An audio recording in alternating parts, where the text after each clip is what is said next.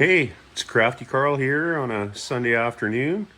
An extremely warm Sunday afternoon outside. I believe the ambient temperature is about 33 degrees here today on July the 21st. And with the humidity, I think it's closer to 39. So I am hiding out in the basement at the model bench here. And it's been a while since I did an update on the K100 project with the Rocky Mountain Double. It's just been busy for me with a bunch of other stuff and whatnot, but right now, starting on last Friday here, a few days ago, I've got a nice block of time off coming up before I go to my next gig there for work, and I've been trying to get some work done on the project here. So let's take a look at what I've done, and we'll go through it a little bit. So before I get into the progress update, I just want to say thanks to Tim over at Throttle Power. He released a spectacular video of the IPMS Nationals in Wisconsin there on his channel a couple days ago. He attended the event live, and he's also done a couple of really great updates on some of the future kits coming out from Revell and Atlantis. So thanks, Tim. That was awesome to watch that stuff. And if you haven't checked out Tim's channel yet, head over to Throttle Power, all in caps.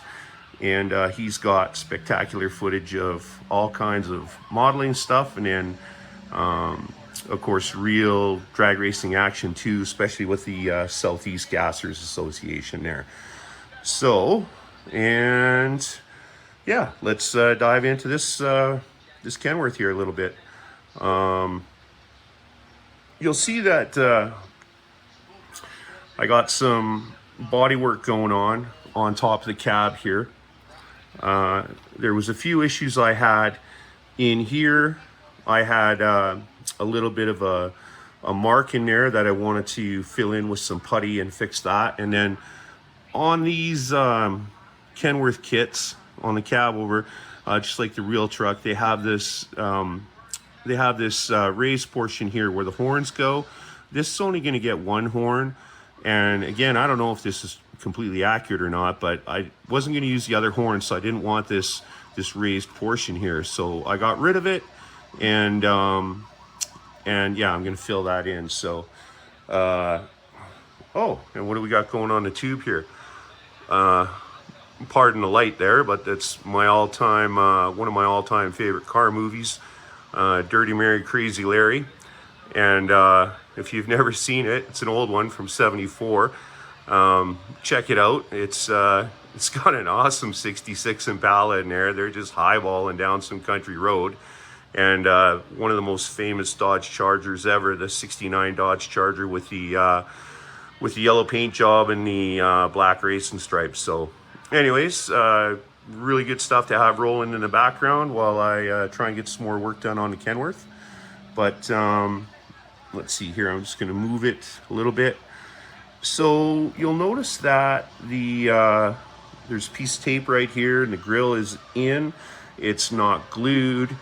Because I'm turning this into a day cab conversion, what I've done is I've mocked everything up so I can get everything accurate before I start to build out the rest of the frame, install the exhaust and the air cleaner, or the air intake for the air cleaner. And I'm going to show you what I'm doing in that regard. Okay, you'll see that the Cummins is in there. It's just sitting in there. It's not fully installed.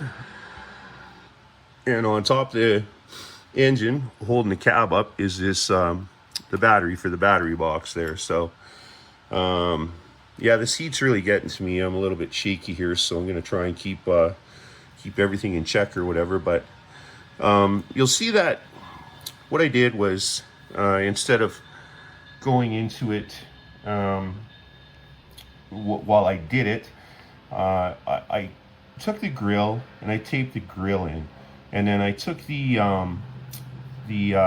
mounts that hold the grill to the chassis for the hinge, if you will, and I taped those into place too. And the reason I did that is because I have to modify the exhaust and the air intake to make sure that everything lines up and fits. So it's not, it's not real solid. It's going to be a lot more solid when it's finished the assembly, of course. But I took the battery, and it just happens to, yeah, there we go. So it kind of sits on top of the Cummins, and it holds the cab into place quite nicely. So I'm just going to give it a little bit of a turn here. I'll just go like this, and okay, so this is the side that's important. Now, when it comes to the kit, and you're going to build it out with the sleeper cab the way it is, there's the battery box, and the battery box goes into those two slots right there on the frame. Maybe what I'll do is I'll try and enlarge it a bit more. I'll push the truck back. All right, I don't want it to be blurry or out of focus here. So I think you can see those, the two slots right there. Here, let me do this. Take my burnisher, and yeah, there's two slots right there. And so what the battery box does is just slips inside there like that. And I showed in, I believe it was the second update on this project, that the exhaust and the rack sits back in here when you're building the cab with the sleeper. And all that's been removed, as you can see. And what I'm going to do is I'm going to take I took the exhaust, single exhaust truck, right? So I didn't want to have the single stack on one side, and I got to get used to working in front of the camera here with my big mitts. And then the other side would normally have the air intake and then another exhaust pipe with it. There's another rack that's just like this one. So because the intake would have been beside an exhaust stack to begin with, I thought it didn't matter. So I'm going to have everything off the passenger side, or the shotgun side, if you will.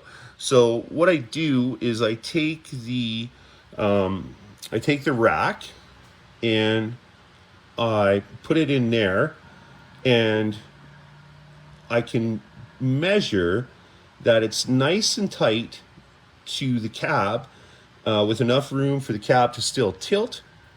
And what I have to do in order to put that in there, because you'll see it's going to cover up this slot right here on the battery box. So what I'm going to do, and it's hold on, it's not going to be perfect or whatever, maybe to Kenworth spec from the day when you ordered a day cab like the real thing, but this is going to work, and it's going to look good, and I'm going with that. So I'm going to hack off this flange right here, and or tab, and it's going to slot in onto the left hand side. And then on the right hand side, what I'm going to do is I'm just going to have it so it glues up against the battery box and sandwiches the rack in there, the support. And then the support will be glued to the frame, and then the battery box will, with that tab removed, it's going to fit right nicely against the support. And it's, in my opinion, like I said, it's going to look pretty nice. The biggest concern I had was, in order to have the support sitting back far enough to clear the cab, and then not sitting a mile back, so it kind of looks off, in my opinion.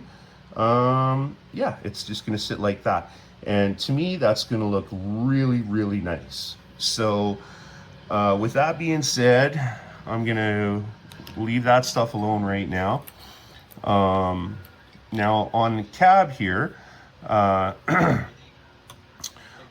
well, I'm gonna clean all this up here. I'm gonna clean up that little blemish I had from the cutting of the day cab portion, and whether or not these raised areas of the roof, if you only had a single air horn truck, if that would have still been on from Kenworth, I'm trust me, I'm a huge enthusiast, but I'm not an expert.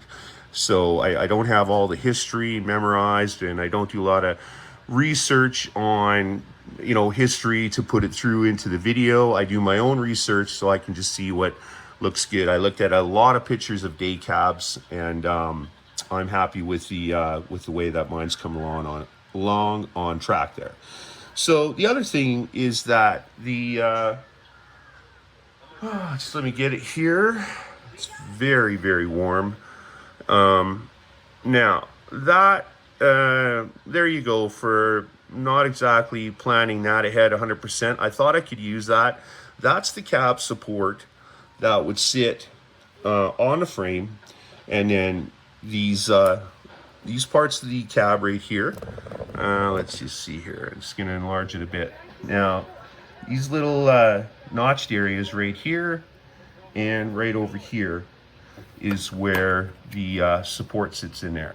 So right there and right there, when the cab comes down, it marries up to the top here, and then this is supposed to go on the frame like this, and there was a couple of slots in here for it to sit in if you had built out the sleeper cab, and that's what would be your cab support. What I have to do now is I have to craft something in here once I get the rack in, and once I have the battery box all figured out and stuff like that. I have to craft a support like on each side to hold the cab up, so it's just not sitting on top of the engine or on top of the exhaust and the air intake pipe that's going to run through there under the interior.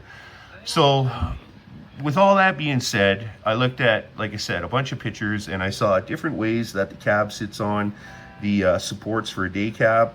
I'm just going to come up with my own version of it and make it look as factory as possible, or like something that the factory would have gave you, and I'm just going to go with that. So what I like so far is the way that it's coming along. I'm going to try and tilt it a bit, and my wheel and tire choice has been sorted out. So I'm going to just take steering tire and wheel there and kind of put it in there. 2-hole buds. These are really nice. So these are, I bought these a long time ago, and I figured out where I got them. It was from Plastic Resin Parts. This is a great guy from Quebec, Canada there. My brother and I, of course, with 3D Concepts, we're going to have our own wheels coming out soon, and I'm going to be using those products going forward because they're going to be just perfect. So anyways, what I did was I did a little bit of detail on the lug nuts. Now, this is a working truck. It's not supposed to depict like, chrome lug nut covers or whatever. What I did was I took a silver Sharpie and I detailed out the studs, if you will, and then the nuts there and whatnot. I took my Tamiya panel line. This stuff is great. It's really thin. I'm sure a lot of you have used it before, but I take that and I just kind of dab the on top of the where I put the Sharpie pen, and it gives it a little bit of a, like where you get some dirt and stuff like that. You wouldn't want to see dirt or water or anything coming out between your lug nut and your wheel. That needs to be tight. So it's just supposed to simulate what would be like the grime and stuff around the outside of the lug nut. So whatever, I mean, I'm happy with it. I am going to do the center part red to mimic the little rubber plug that goes in for the hub for the oiling part. And on the rear wheels, I did the same thing, and I just, like I said, used the Sharpie and then used the black Panaline accent paint. And then these drive tires here, they're pretty nice. They're supposed to be a general drive tire. I bought a few sets of these there. I can't think of it right now. But yeah, I did buy these offline somewhere. I'll try and come up with where that was actually. But they're, you know, it looks better than just the regular steering tires that you get with a kit. So pretty happy with the way that turned out. So as far, just let's move on to the trailers here. And so working on that seam where I had to extend the trailer to make it a 48. That seam's come along quite nice. As far as paint goes, yeah, this is Rust-Oleum 2x primer, very popular spray paint. And you know, it's touch and go with the, you know, I hate to say it, but the quality and stuff you get. Sometimes you get a dud can of paint and you live and learn, and then other times the paint comes out the way it should. So this particular can seemed to be a little kooky. It took a little bit longer to dry than normal. Primer usually dries like right away.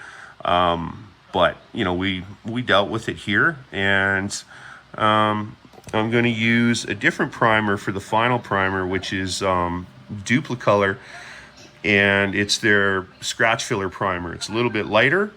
It's nice to do a final sand or clean up with a scuff pad, and then get it ready for the paint. So anyways, there's no painting going on right now because the other day I went out to hit some of the parts with the orange, and I went to a shady spot on the lawn, and I'll kind of show you. I've got some stuff ready for paint here when I get a good window for temperature outside. But as soon as the paint came out of the can, it pretty much oxidized, and it's supposed to be a gloss color.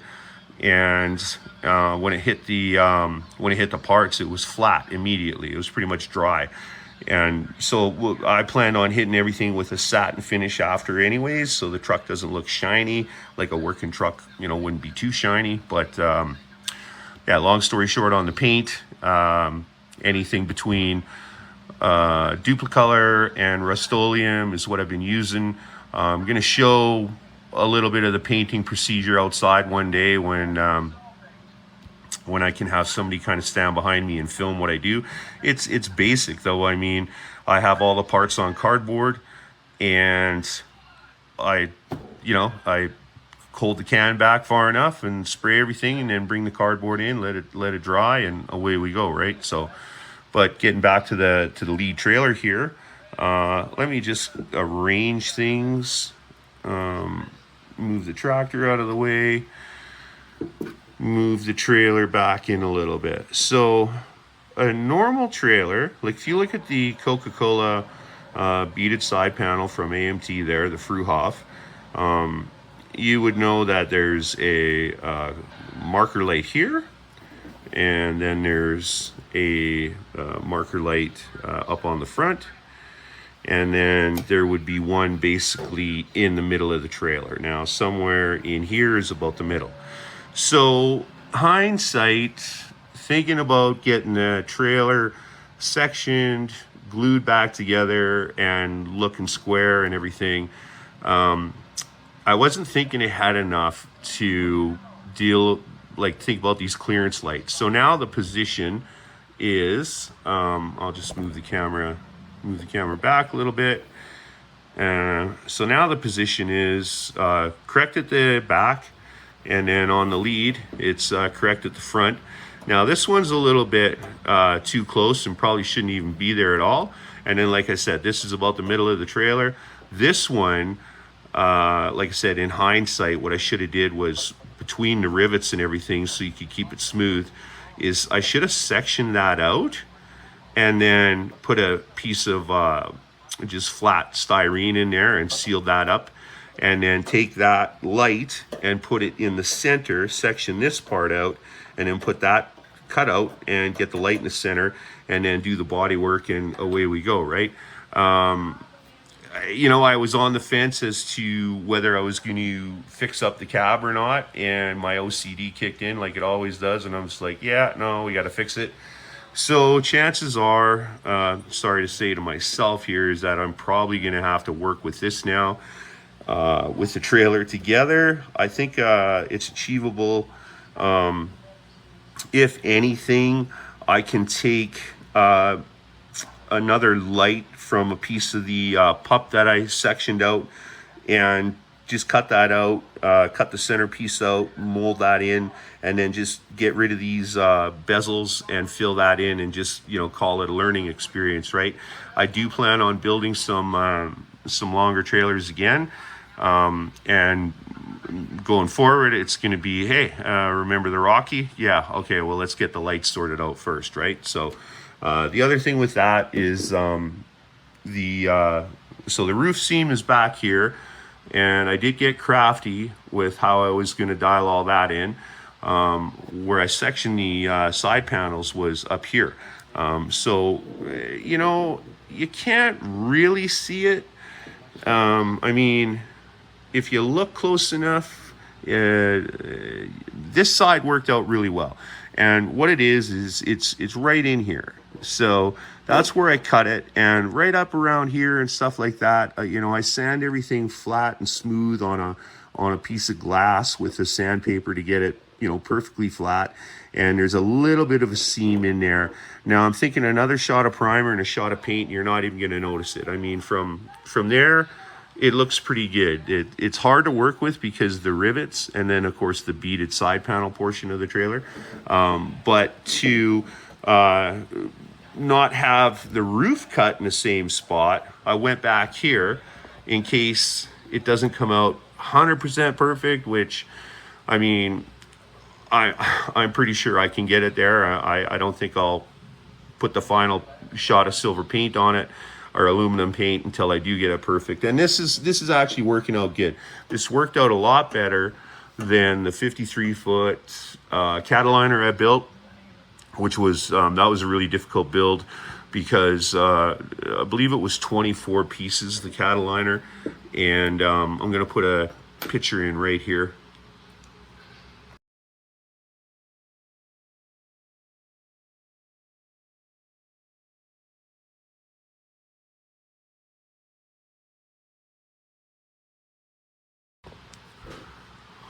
Yeah, so there's a couple of pictures of, you know, how much work went into making that Cataliner accurate, you know, with the axle box and stuff, and it's because it's got the belly drop for the cattle and stuff like that, or the livestock.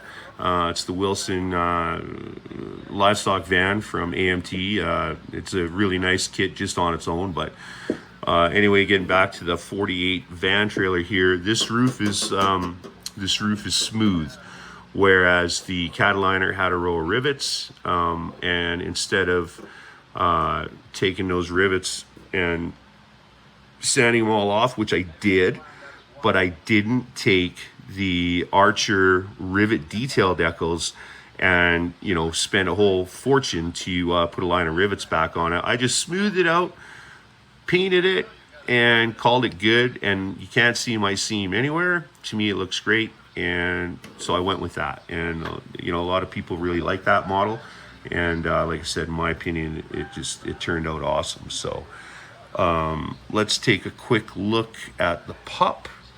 Now, this is a scale 27-foot pup. This is what you know, like I said, I hauled, you know, at least 100 of these, if not more. Yeah, hindsight again, right?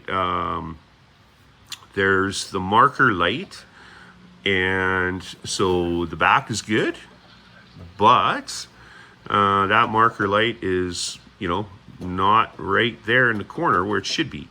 So like I said, I'm probably gonna section it out and deal with it. And the hardest thing to do, because the trailer is built, like I said, if the side panels were just on their own and not assembled yet, it would be easy to section that out.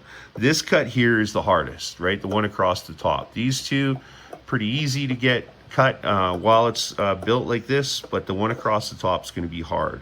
So I'm going to come up with a crafty car way on how to do that, and have my marker lights look a little bit more accurate. Now on the pup, I can't say for sure, but I would think there's just one here and one here, and I can't get that reference off the Coca-Cola trailer itself, because the 40 has 3 lights and there is no pup, right? So this is custom, right? So, and again with the seam in the back, I was like, put it right at the back here, because there had to be, from where I shortened the trailer, this roof section stops here, and then there's this section of the back that this is all different. So that's where the door enclosure and stuff, the door frame goes, and you can see there's the slightest little seam in here, and that's going to clean up nice. Like right now, it's looking to me like another shot of primer, and it's just going to disappear completely. So that makes me pretty happy. Now I'm going to try and keep the camera steady and go over here. Now, not much action has happened here. There's the trailer wheels. These again are from Plaskit, the guy in Quebec there, Canada. He's a great guy. Did manage to reach out to him on Facebook and connect with him, so I can order. I need another set of 4, because the tandem, the 48 is going to be the tandem, and then I need a single for the converter, and I need a single for the pup, and I want them to be the same. And actually, that trailer hub right there, that trailer hub is really nice. That looks very accurate. And like I said, my brother and I are going to be building out a bunch of that stuff ourselves, to just to enter the market, and for me to use on my projects and stuff. So anyways, here is the drive hub. And normally I would be like, hey, that needs a baby moon. But again, this isn't a show and shine truck. This is going to be a work truck. So, but when I take this drive tire and wheel combination, and I plug the hub in there, I'm really digging it. Like, I really like it. And I also took some Panaline accent paint, and I did a wash on the front of the hub like that. And in that light, it looks pretty good. Like I said, this isn't going to be a full weather job. I have decided to give it a light weather job, and that's something, if you look at my models, I don't do that. And I'm a little timid to weather something. I'm going to do a lot of practice on some stuff that doesn't really matter, like some scrap stuff or whatever. But I've watched a few good videos online, and I've talked to some other model builders and stuff. And again, I'm not trying to win the NNL Nationals or the IPMS Nationals or whatever, but I want the truck to look like as nice as possible with a very light weather job, like not oil and stuff dripping all over, and just like something that's just, it's a nice truck, it's a nice looking work truck, it's just a little dirty from working, right? So, and the other thing I'm going to try and do is I'm going to try and what I really like is there's one of my most how would I say, a guy that I very much admire, a model builder. His name is Paul Wortman, and his stuff's on Facebook, and he's on this group called Truck Models That Are Finished. It's a European group, but they do a lot of American or North American stuff. Paul Wortman, if you're listening, or if you watch my channel or check out some of my vids, you are this stunningly amazing model builder, and your work is just like top shelf, accurate, just beautiful stuff, right? But one thing I did see was this stream of soot, and it kind of starts skinny here, and then it kind of fans out. And everybody probably knows what I'm talking about. What that is that's from the exhaust stack, sitting back here on the tractor, and then you're bombing down the highway, and the nasty exhaust coming out of there, and then it just has this pattern across the top of the trailer. So I'm going to take some flat I'm gonna take some flat plastic. I'm going to finish it off in the finished aluminum paint color that these are getting, and then I'm going to take my airbrush, which I just bought recently and have not even used yet, and I'm going to try and recreate what that would look like, even if it's light, you know. And if I can't do it, I'm probably just going to leave it. But like I said, I'm not a weathering expert, and that's one thing that I've always admired on a lot of model builders stuff. But I've just, like I said, I've been a little bit gun shy to try it myself. So, and hey, you know, if you don't try and you don't, you know, test things or whatever, you can't learn how to do it. And you know, I've always said that I wish more and more young people would get into the hobby here. I think there's, you know, a good portion of them trying it at least, and I hope they like it. And in a long-winded ramble here, just trying to say that it's an awesome hobby. It's a great way to spend an afternoon or a few hours. It relaxes me. My love of trucks is ferocious, and I keep seeing the finished projects. And when I did like my Freightliner Wrecker and my Cataliner and my K100 and stuff like that, I just, you know, it's really good for your mental health too, I think. And I mean, you know what, stuff doesn't come out perfect. A lot of guys like my K100 with the blue and white paint job. I love it. It's one of my best builds ever, you know. But is it perfect? No. But do I care? No, absolutely not. I don't care. I care that it looks good, and it got a lot of likes. A lot of people seem to like it. And you know, that right there is satisfaction. Just the fact that you opened a model box and looked at all them white styrene parts in there, or white and black, or whatever they were molded in, and you took the parts out of the bags and you started working on it, and eventually you have a finished model kit. That to me is, you know what? Yeah, the AMT, Revell, Italeri, they molded all the parts for sure, but you built it. That's your creativity. And to me, that's just, you know, it's just mint. So let me just finish up by showing you one more thing here. And that's the stuff I have ready for paint as soon as, like I said, the temperature gets to the right temperature for painting outside. So, okay, so yeah, this is what my paint factory looks like. I take some cheap dollar store paint and or tape, and I buy the cheap stuff because I'm basically using it and throwing it out. So I put it down on some cardboard. I take the parts, I lay the parts down, and you know, I get a good paint job on each side, but I'm fussy where I always have like the side that's not going to show. I paint that side first. But like I said, both sides for me, it always turns out. So anyways, and then all the different colors that stuff's going to be, right? So there's my tranny.